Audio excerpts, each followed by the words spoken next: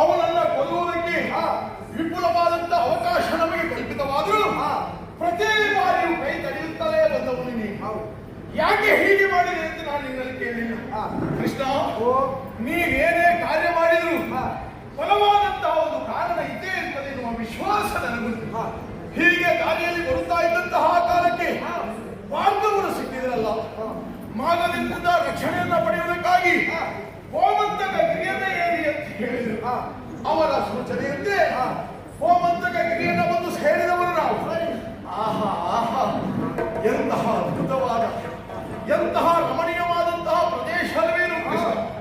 ಮಾನನ್ನೇ ಚುಪ್ಪಿಸುವ ಹಾಗೆ ಬೆಳೆದು ನಿಂತಹ ವೃಕ್ಷಗಳ ಸಾಲು, ತಿಳಿ ನೀರಿನ ಕೊಳ ಹಚ್ಚ ಹಸುರಾಗಿ ಬೆಳೆದಂತಹ ಹುಡುಗಾವಲು ಪ್ರದೇಶ, ಹಕ್ಕಿಗಳ ಚಿಲಿಪಿಲಿ ನಾದ, ಕೋಗಿಲೆಯ ಕೂಜನ, ಇದನ್ನೆಲ್ಲ ಕಾಣುವ ಒಬ್ಬ ನಿಜವಾದ ರಸಿಕನೇ ಹೋಗುವಂತಾದ್ರೆ ರಸಿಕರಿಗೆ ಅನುರಾಗದಾಗದ ಕಲೆಯ ಆಲಯ, ಕುಶಲಗಳಿಗೆ ಸೊಬಗಿನ ವಾಸ, ಸಕಲ ವಿಸರ ವಿಭ್ರಮೆಯ ಬೆಳ್ಳಾರ ವೇಗದ ಶರದಿ.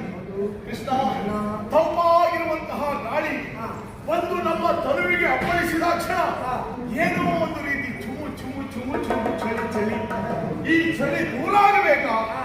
ನಿನಗೆ ಗೊತ್ತಿಲ್ಲ ಏನು ಅದರ ಸುಖ ಏನು, ಅದರ ಅನುಭವ ಏನು ಅಂತ ನನಗೆ ಚೆನ್ನಾಗಿ ಗೊತ್ತುಂಟು. ಅಂದ್ರೆ ಹದ ಒಂದು ಪ್ರಮಾಣದಲ್ಲಿ ವಾರಿಣಿ ಎನ್ನುವಂತಹ ಸೂರ್ಯ ಹೊಟ್ಟೆ ಹೋಗಬೇಕಾಗಿತ್ತು. ಇಷ್ಟೊತ್ತಿಗೆ ಮೈ ಎಲ್ಲ ಬಿಸಿ ಬಿಸಿಯಾಗಿ ನಿನಗೆ ತಿಳಿಯಲು ನಿಜದ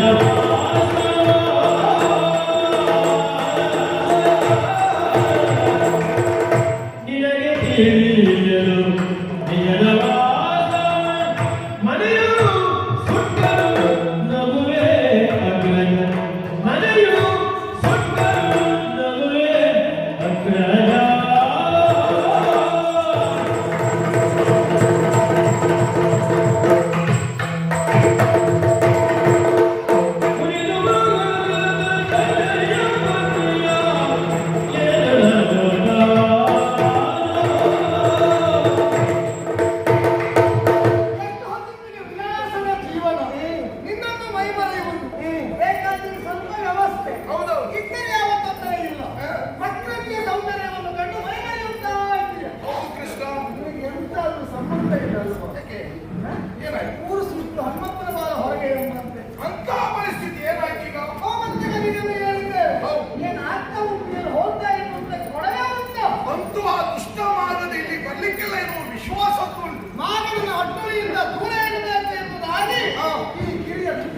ಬಂದಿದ್ದೇವೆ.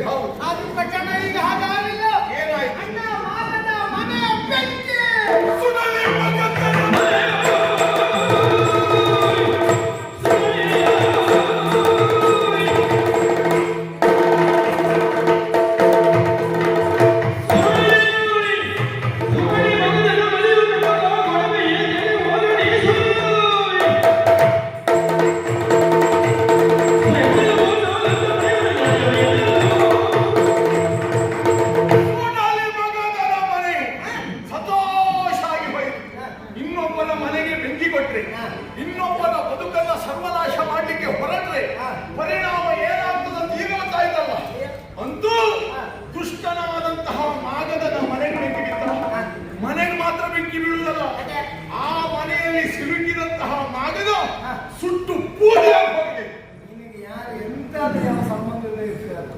ಹೇಳಿದ್ಯಲ್ಲ. ಅಯ್ಯೋ ಮಾದನ ಮನೆಗೆ ಬೆಂಕಿ ಬಿತ್ತು ಅಂತ ಹೇಳಿದ್ ಯಾರು?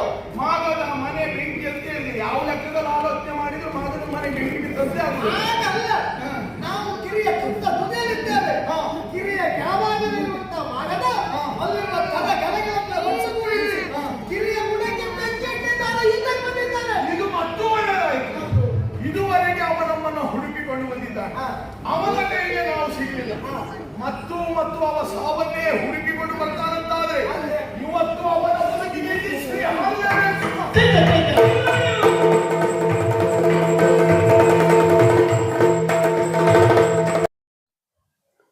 ನಮಸ್ಕಾರ ಪ್ರಿಯ ವೀಕ್ಷಕರೇ, ಮಾನ್ವಿತಾ ಸ್ಟುಡಿಯೋ ಇದು ನಿಮ್ಮ ಚಾನೆಲ್. ವಿಶಿಷ್ಟ ಸ್ಥಳ, ವಿಶಿಷ್ಟ ವ್ಯಕ್ತಿತ್ವ ಮತ್ತು ವೈಶಿಷ್ಟ್ಯಪೂರ್ಣ ವಸ್ತು ವಿಚಾರಗಳನ್ನು ನಿಮ್ಮೆಲ್ಲರಿಗೂ ಪರಿಚಯಿಸುವ ಸದುದ್ದೇಶ ನಮ್ಮದು. ನೀವು ಭಾಗಿಗಳಾಗಬೇಕೇ? ಹಾಗಾದರೆ ಬನ್ನಿ, ನಮ್ಮ ಮಾನ್ವಿತಾ ಯೂಟ್ಯೂಬ್ ಚಾನಲನ್ನು ಈಗಲೇ ಸಬ್ಸ್ಕ್ರೈಬ್ ಮಾಡಿ, ಲೈಕ್ ಮಾಡಿ, ಶೇರ್ ಮಾಡಿ.